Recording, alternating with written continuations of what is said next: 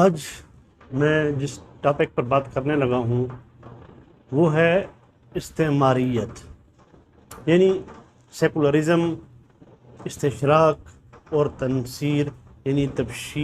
تبشیری machineries کے حوالے سے۔ میرا آج کا موضوع 4 حصوں پر مشتمل ہے۔ شاید تھوڑا سا طویل ہو جائے گا، لیکن انشاءاللہ آپ پورا سنیں، آپ کو انشاءاللہ بڑا فائدہ ہوگا۔ سب سے پہلی جو بات کروں گا وہ ہوگی استعماریت کے حوالے سے، کہ اس موضوع کو بیان کرنے کی وجوہات کیا ہیں۔ دوسرے نمبر پر استعماریت کی تعریف، اور تیسرے نمبر پر استعماریت کی اقسام، اور چوتھے نمبر پر اس کے محرکات کو بیان کروں گا۔ اب سب سے پہلے کہ یہ موضوع میں نے کیوں چنا اور اس موضوع پر بات کیوں کرنا چاہتا ہوں۔ دراصل سیکولرزم، استعماریت، استشراق یعنی اورینٹیلزم اور تنصیر اسلام اور مسلمانوں کے لیے خطرات اور ایک ہولناک چیلنجز ہیں۔ عجیب بات ہے کہ عالم عرب، جسے ہم دینی لحاظ سے بہت پست اور جاہل سمجھتے ہیں، ان کے ہاں تو ان خطرات سے متعلق بہترین علمی مواد بھی ملتا ہے، اور ان کے حوالے سے ایک خوب علمی سرگرمیاں بھی اس حوالے سے دیکھنے کو ملتی ہیں، مگر ہم خود جو اپنے آپ کو اسلام کا ٹھیکیدار سمجھتے ہیں اور علم دین کا حقیقی وارث کہلواتے ہیں، یعنی پاک و ہند کے مسلمان بلکہ علماء تک میں اس حوالے سے ایک مکمل خاموشی پائی جاتی ہے، اور اس حوالے سے ایک جو کام ہے وہ نہ ہونے کے برابر پایا جاتا ہے۔ اب کچھ کام اس حوالے سے ہو رہا ہے، لیکن اس لحاظ سے نہیں ہو رہا کہ جو ہونا چاہیے تھا۔ افسوس کہ اس حوالے سے نہ مکتبات اور نصاب تعلیم میں کوئی علمی مواد ہے، نہ زیر بحث اسلامی موضوعات میں اس کا کہیں شمار ہے، اور نہ اسلامی تحقیقات و تصنیفات میں اس موضوع کو جگہ ملتی ہے، اور نہ متکلمین اسلام کہلوانے والوں کی زبان سے کبھی ان موضوعات پر لب کشائی سننے کو ملی ہے۔ حقیقت تو یہ ہے کہ پورے عالم اسلام کی طرح ہمارے اس خطے کے مسلمان بھی بری طرح ان فتنوں میں جکڑے ہوئے ہیں اور گھرے ہوئے ہیں۔ ان کے ذہنوں میں کئی وہم و گمان دین اسلام کے حوالے سے پائے جاتے ہیں، مگر ہم زیادہ سے زیادہ یہود و نصارہ یا پھر امریکہ اور یورپ کو گالیاں دے دیتے ہیں اور ان کے خلاف نعرے بھی لگا لیتے ہیں، جبکہ ملکوں اور مذہبوں کو برا کہنا یہ کوئی مہذب طریقہ نہیں ہے۔ زمین، نسل، جہت یا مذہب تو قصوروار نہیں ہوتے، بلکہ نظریات اور سازشوں کی نشاندہی ہونی چاہیے، اور ان میں ملوث عناصر کی تعیین ہونی چاہیے تاکہ ان کا مقابلہ کیا جا سکے، جو ہر باشعور انسان کا قانونی حق بھی ہے۔ ادیان اور ملکوں کا مقابلہ تو ایک متعصبانہ اور غیر فطری رویہ ہے۔ اب استعمار یا سامراجیت کیا ہے اور اس کا مطلب کیا ہے؟ تو اس کا مطلب ہے نو آبادیاتی نظام۔ مشہور زمانہ فرعونی سلطنت، پھر رومن اور پرشین امپائر کا ایک تاریک استعماری دور رہا ہے۔ اس کے بعد ماضی قریب میں اگر ہم دیکھیں تو برطانیہ، فرانس، امریکہ اور روس کی بھی ایک طویل استعماری اور توسیعی تاریخ رہی ہے۔ عالم عرب کو اور مسلم ہندوستان کو بھی طویل عرصے تک استعمار نے غلام اور مقبوضہ علاقے جو ہے نا اس کو بنائے رکھا ہے۔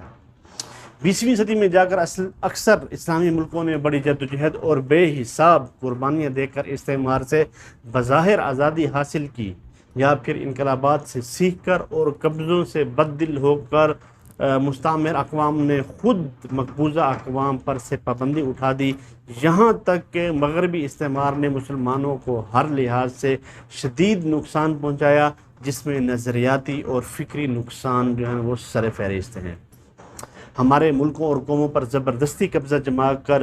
جہاں ہمارے وسائل کو بے دریغ لوٹا گیا اور ملک کے باشندوں کی جان و مال اور آبرو سے زبردست کھیل کھیلا گیا، مسلمانوں کا فکری استحصال کرنے کے ساتھ مسلمانوں کو مذہب اور اس کے نمائندوں تک سے بدگمان کر دیا گیا، وہ سیاست اور حکومت کو ایک شجر ممنوعہ اور کار شیطان قرار دیا گیا۔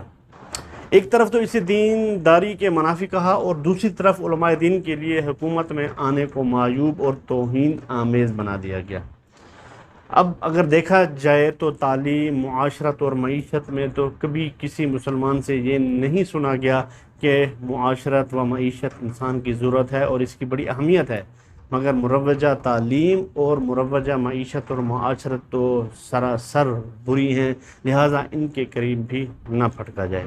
مگر سیاست کے بارے میں اعلانیہ اور ہر جگہ کہا جاتا ہے کہ مروجہ سیاست غلط ہے، حرام ہے، گندی ہے، لہٰذا موجودہ دور میں سیاست سے دور رہنے میں ہی دین کا بچاؤ ہے۔ دراصل یہ وہ خطرناک جملے ہیں جو ہمارے اپنے نہیں بلکہ ہمارے دشمن نے ہمارے دماغ میں ڈال دیے ہیں اور ہمیں رٹوا دیے ہیں، جن کا مقصد ہے اس میدان کو انہی لوگوں کے لیے یکسر خالی چھوڑ دیا جائے اور اس میں اغیار کے مسلم سوسائٹی پر پورے تسلط کا راستہ جو ہے نا وہ ہموار کرنا اس کے اندر شامل ہے،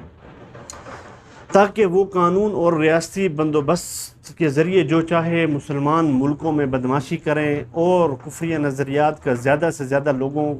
کو شکار کر سکیں اور اسلامی افکار و عقائد کو غیروں کی فکر سے خلط ملط کر لیں اور مسلمانوں کی اکثریت بزرگ بن کر مسجدوں میں بیٹھی رہے اور خلوص نیت کے ساتھ مروجہ سیاست پر لعنت بھیج بھیج کر ثواب دارین کماتی رہے۔ الغرض استعمار نے مسلم معاشرے کو اندر سے اتنا کھوکھلا اور اپنے دینی ورثے سے اتنا دور کر دیا کہ ان کو اپنے دین کا چہرہ مسخ ہونے کا احساس و ادراک تک نہیں ہے۔ یہ ہے استعمار کی چالاکی۔ اب اس کے بعد آتا ہوں اس بات پر، دوسری بات پر کہ پہلے تو موضوع تھا، دوسری بات یہ ہے کہ استعمار کیا ہے۔ تو استعمار کے معنی ہے ایک طاقتور ملک کا کسی ملک پر قبضہ کرنا اور اس کی نئے سرے سے آباد کاری کرنا، یہ تو ہے اس کی تعریف۔ اب ہے اس کی اقسام کہ استعماریت کس طرح ہوتی ہے۔ تو سب سے پہلے ہے عسکری استعمار، کہ جس کی ایک شکل تو پہلی عسکری استعمار اور قبضے کی ہے کہ کوئی ملک اپنی فوج اور ریاستی طاقت استعمال کر کے کسی ملک پر قابض ہو جائے اور اس میں اپنی فوجیں اتار دے، ٹھیک ہے، اس کو کہتے ہیں عسکری استعمار۔ دوسرا ہے سیاسی استعمار، جو نسبتاً زیادہ رائج بھی ہے اور شریفانہ بھی ہے، اور اس کی شریفانہ صورت اس کی یہ ہے کہ اپنے لوگوں کو کسی دوسرے ملک تجارت، صنعت، ترقیاتی کاموں ان جیسی سرگرمیوں کے عنوان سے بھیج کر وہاں آباد کرایا جائے، یا کسی دوسری قوت کی جارحیت سے بچانے اور اس سے تحفظ فراہم کرنے کے بہانے اس ملک میں آ کر بیٹھ جائے اور پھر رفتہ رفتہ ان کے سیاہ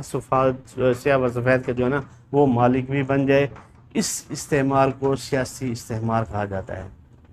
تیسرے نمبر پر جو چیز ہے وہ ہے معاشی استعمار، یعنی کہ اقتصادی استعمار، کہ کوئی ملک دوسرے ملک کو اقتصادی لحاظ سے جکڑ لے، اسے کرنسی کی قیمت جو ہے نا اس کی وہ گرا کر اس کو غریب بنا دیا جائے، یا اس کی غربت سے فائدہ اٹھا کر اس سے قرضے دے دے اور اس سے اس کا جو خیر خواہ بن کر تعاون کرتا رہے اور ہر تعاون یا قرضے کی حسب حال کڑی شرطیں بھی لگاتا جائے، پھر جب اس میں قرضے واپس کرنے کی طاقت نہ رہے تو اس کی معیشت کو اپنے ہاتھ میں لے لے اور ایک طرح سے اس کی جو ہے نا وہ شہرگ جو ہے نا وہ کاٹ دے۔ چوتھی جو ہے نا وہ اس کی قسم ہے وہ ثقافتی استعمار، کہ ثقافت یعنی طرز زندگی اور روایات و اقدار جو ہے نا وہ بدل دیا جائے۔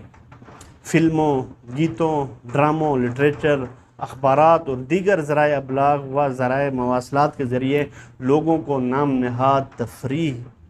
دے دی جائے، نت نئے فیشنوں اور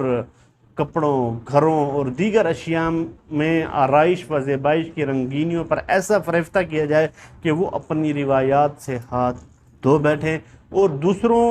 کی قدروں کو للچائی ہوئی نظروں سے دیکھیں اور یوں کٹی پتنگ کی طرح ہوا کے دوش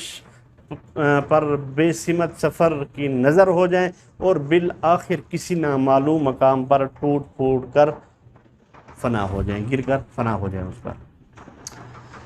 پانچویں شکل جو استعمار کی ہے وہ ہے معاشرتی استعمار،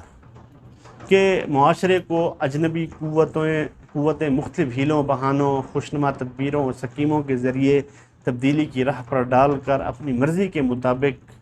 ٹھیک ہے نا اس کو بنائیں۔ اس کے لیے وہ اپنے مختلف ایجنٹوں اور دلالوں کو بروئے کار لاتے ہیں، اور جب معاشرہ پوری طرح ان کی مٹھی میں آتا ہے تو پھر وہ جو چاہے اس سے فائدہ لیتے ہیں۔ اپنی مرضی کے حکمران منتخب کروانا، اپنی مرضی کے قوانین بنوانا، اپنی مرضی کی تعلیم دلوانا، اور قوم چاہتی ہے کہ اس چھتری تلے وہ سب کچھ کرنا جو قوم کا دشمن چاہتا ہے۔ اب استعمار کی تاریخ اتنی ہی پرانی ہے جتنی کہ خود انسان کی تاریخ ہے۔ طاقتور کا کمزور کو دبانا، اس کی ملکیتی زمین اور اثاثہ جات کو ہتھیانا، اس کی عزت و ناموس پر ہاتھ صاف کرنا اور اسے توق غلامی پہنا کر خوشی سے پھولے نہ سمانا حضرت انسان کا بہت پرانا و تیرا اور پسندیدہ مشغلہ ہمیشہ سے رہا ہے۔ موجودہ سامراج میں بھی اس کا جواب کسی نہ کسی شکل میں ضرور موجود ہے۔ 20ویں صدی کے وسط میں جب اقوام متحدہ کی طرف سے استعمار پر پابندی لگ رہی تھی، اسے غیر قانونی اور ناقابل قبول عمل قرار دیا جا رہا تھا، تو کہا جاتا ہے کہ اس وقت دنیا کے 80 مقبوضات و مستعمرات کے 750 ملین یعنی 75 کروڑ انسان سامراج کے قبضے میں یعنی ان کے نرخے میں تھے۔ یہ سلسلہ یورپ میں یورپی انقلاب، یا اگر کہا جائے کہ یورپ کے عہد ظلمت سے نکلنے اور بیداری کی کروٹ لینے کے زمانے سے یعنی 15ویں صدی سے شروع ہوا تھا، جس میں فرانس، برطانیہ، اسپین، جرمنی، اٹلی وغیرہ جیسے بڑے بڑے ملک جو ہے نا اس میں سر فہرست تھے۔ ان سب کا طریقہ واردات ایک دوسرے سے قدرے مختلف ضرور رہا ہے، مگر سب میں ایک بات مشترک تھی کہ کسی ملک کو نشانہ بناتے تو اس کی تمام قومی اور سرکاری املاک کو، پالیسی ساز اداروں کو، فیصلہ کن طاقت کے مراکز کو، اہم سرکاری محکموں کو، بندرگاہوں اور سرحدوں کو، ابلاغ اور تعلیم کے شعبوں کو ضرور وہ اپنے ہاتھ میں لیتے تھے۔ قوم کو محکوم بناتے، ذہنی غلام بناتے، اپنی چاپلوسی کو، ان کی معراج اور نافرمانی کو قابل گردن زنی جرم باور کراتے، خود کو سب سے بالا تر مخلوق ثابت کرتے اور زیر تسلط اور زیر دست قوم کو پیدائشی حقیر اور گھٹیا کہتے، ان کو ایک دوسرے کے خلاف خوب استعمال کرتے، اپنی وفاداری پر انعام سے نوازتے اور حکم عدولی پر برے انجام سے دوچار کرتے تھے۔ حتیٰ کہ مقہور اور مجبور قوم اپنے قاہر اور جابر حاکم کے دامن فیاض سے وابستگی کو دنیا کی سب سے بڑی سعادت سمجھنے لگ جاتی تھی، اور انکار و انحراف کے خیال آنے کو بھی خدا کی پکڑ اور نصیب برا کرنے کا سبب خیال کرتی تھی۔ ہندوستان پر برٹش امپائر کا مرحلہ وار تسلط کس قدر اندھوناک ہے، مگر اس کے ساتھ ہی کتنا تعجب انگیز اور مضحکہ خیز بھی ہے۔ چند ایک افراد کی چھوٹی سی ایسٹ انڈیا کمپنی کیسے بہادر بن کر کروڑوں انسانوں کو کیڑے مکوڑے کی طرح مسلتی کچلتی اور ہانکتی رہی، پوری ڈھٹائی اور اعتماد سب کو ملیا میٹ کرتے ہوئے آگے بڑھتی رہی، اور یہ ہندوستانی بھلے مانس چون تک کرنے سے بھی قاصر تھے۔ اس بدماشی کے پیچھے جو عیاری اور ذہنی و نفسیاتی برتری کا احساس ہے وہ کس قدر خوفناک ہے۔ اب ایسٹ انڈیا کمپنی کی تاریخ ہی دراصل استعمار کی پوری ہسٹری ہے کہ یہ لوگ کیسے کچھوے کی چال چلتے، گرگٹ کی طرح رنگ بدلتے اور عقاب کی طرح اپنے ہدف پر آنکھیں جمائے آگے بڑھتے تھے، اور بالآخر پوری قوم کو اپنی جال میں بری طرح پھنسا لیتے ہیں۔ یہ ان کا طریقہ واردات ہے، اور استعمار کی تاریخ اتنی دل خراش ہے کہ یقین جانیے اس سے آگہی انسان کے اشرف المخلوقات ہونے کا تصور دھندلا کر رکھ دیتی ہے۔ اب اپنے موضوع کے آخری حصے کی یعنی کہ چوتھے حصے پر آتا ہوں کہ استعمار کے محرکات کیا ہیں۔ تو استعماری کردار کے پیچھے کیا اسباب ہوتے ہیں، کون سے عوامل ہیں جو کسی ملک یا حکومت کو اس مجرمانہ عمل کی طرف لے کر جاتے ہیں۔ تو سب سے پہلے ہے توسیع پسندی۔ ایک تو توسیع پسندانہ عزائم اس کی بڑی وجہ ہے، جو تکاثر کے نام سے قرآن میں اللہ تعالیٰ نے ذکر کیا ہے۔ ہمیشہ اپنے حصے پر عدم قناعت اور مزید جائز و ناجائز کا حصول، یہ انسانی سوسائٹی کی ایک بڑی کمزوری رہی ہے۔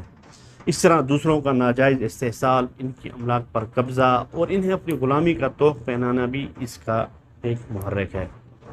دوسرا محرک جو ہے اپنی نسلی برتری اور دوسری قوموں کی کمتری کا احساس، ان کو کسی بھی عزت، حیثیت یا ملکیت کے قابل نہ سمجھنے کی فرعونی سوچ اور طبقاتی ذہنیت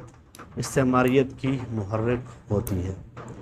تیسرا اور سب سے اہم عامل ہے دینی عناد اور عداوت۔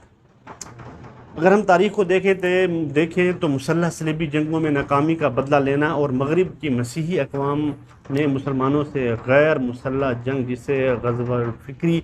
کہتے ہیں، کے ذریعے لینا چاہا ہے ہمیشہ، اور کھلی جنگ کی جگہ غیر اعلانیہ غیر روایتی جنگ شروع کی، بلکہ پھر سے دوبارہ اسے شروع کیا، کیونکہ یہ تو ان کا ایک پرانا طریقہ تھا۔ پھر ایک طرف تو استشراق کا فتنہ برپا کیا اور اسے نام دیا علمی تحقیق کا،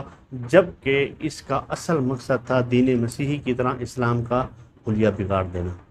اس میں لفظی اور معنوی تحریف کی ہموار کرنا بھی شامل تھا۔ اور دوسری جانب استعمار نوآبادیاتی سکیم کے ذریعے مسلمانوں کا استحصال بے توقیری بلکہ نسل کشی شروع کی اور اسے نام دیا سیاسی اصلاحات کا، فروغ تجارت و ثقافت کا اور تہذیب و تمدن کا دائرہ وسیع کرنے کا،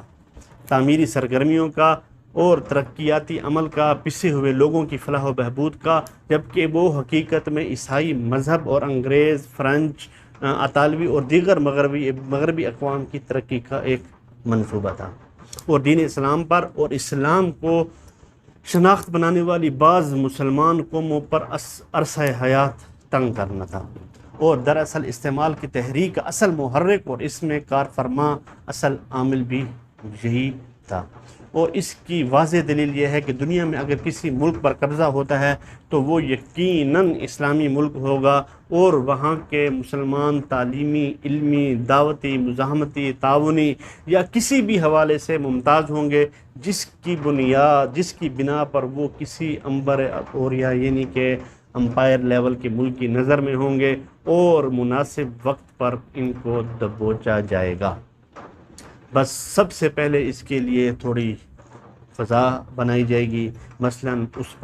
ان پر وحشی، اناڑی، سفاک، بدماش اور فسادی وغیرہ ہونے کا الزام لگا دیا جائے گا۔ یوں چالاک دشمن جاہریت اور قبضے کو قانونی اور اخلاقی جواز بھی فراہم کر دے گا، آرام سے اس کا مقصد بھی پورا ہو جائے گا اور دشمن بھی خوش رہے گا، اور وہ اپنے لوگ بھی خاموش تماشائی بنے رہیں گے اور تماشا دیکھتے رہیں گے، اور استعماریت اپنے عروج پر جاتی رہے گی۔ وما علینا الا البلاغ۔ السلام علیکم۔